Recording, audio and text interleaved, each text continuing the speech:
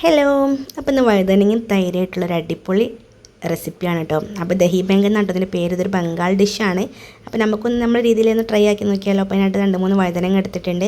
ഒന്ന് റൗണ്ടാക്കി കട്ട് ചെയ്യണം കേട്ടോ. അപ്പോൾ നീളത്തിലും കട്ട് ചെയ്യാം. ഇനി നമുക്ക് അതിലേക്ക് കുറച്ച് മുളക് പൊടി, കുറച്ച് മഞ്ഞൾപ്പൊടി, കുറച്ച് കുരുമുളക് പൊടി, ആവശ്യത്തിന് ഉപ്പ്, ആവശ്യത്തിന് കുറച്ച് വെള്ളം കൂടി ചേർത്തിട്ട് ഇതൊന്ന് മാരിനേറ്റ് ചെയ്തിട്ട് അവിടെ മാറ്റി വെക്കാം കേട്ടോ.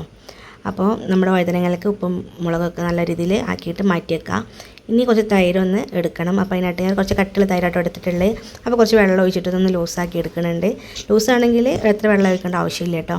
അപ്പോൾ അതവിടെ ഇരിക്കട്ടെ. കുറച്ച് ഉപ്പ് കൂടി ചേർത്ത് കൊടുക്കണേ. പിന്നെ പാനിലേക്ക് കുറച്ച് വെളിച്ചെണ്ണ ഒഴിച്ചിട്ട് കുറച്ച് കറിവേപ്പിലയും നമ്മൾ മാരിനേറ്റ് ചെയ്തിട്ടുള്ള വഴുതനങ്ങ ഇട്ടിട്ട് ഒന്ന് ഫ്രൈ ചെയ്തെടുക്കാം കേട്ടോ. അപ്പോൾ തിരിച്ചും മറിച്ചൊക്കെ ഇട്ടിട്ട് ഒന്ന് ഫ്രൈ ചെയ്തിട്ട് എടുക്കാം. അപ്പോൾ ഇതൊക്കെ ഫ്രൈ ചെയ്തിട്ട് അവിടെ മാറ്റി വെച്ചിട്ടുണ്ട് കേട്ടോ. ഇനി നമ്മൾ തൈര് ഇതിലേക്ക് ഒഴിച്ച് കൊടുക്കാം കേട്ടോ. അപ്പോൾ തൈരൊക്കെ ഫുള്ളായിട്ട് ഒഴിച്ച് കൊടുത്തിട്ടുണ്ട്. ഇതിലേക്ക് താളിപ്പിനായിട്ട് പാനിലേക്ക് വെളിച്ചെണ്ണ ഒഴിച്ച് കൊടുക്കാം. 1 ടീസ്പൂൺ കടുക്, 1 ടീസ്പൂൺ ചെറിയ ജീരകം, പിന്നെ നമ്മുടെ ചുവന്നുള്ളി, വറ്റൽമുളക്, കറിവേപ്പില ചേർത്ത് നല്ലോണം മിക്സ് ചെയ്ത് കൊടുക്കുക. പിന്നെ 1 ടീസ്പൂൺ മുളക് പൊടി കൂടി ചേർത്ത് കൊടുക്കാം കേട്ടോ. എല്ലാം കൂടി മിക്സ് ചെയ്തിട്ട് നമ്മുടെ തൈര് വഴുതനങ്ങ മിക്സിലേക്ക് ഒഴിച്ച് കൊടുക്കാം കേട്ടോ. അപ്പോൾ ഇനി നമ്മളെ കറി റെഡി ആയിട്ടുണ്ട്. അപ്പോൾ ചൂടോട് കൂടി തന്നെ സെർവ് ചെയ്യട്ടെ. അപ്പോൾ എല്ലാവരും ഉണ്ടാക്കി നോക്കിയിട്ട് ഫീഡ്ബാക്ക് അടിപൊളിയാണ്. Okay, by.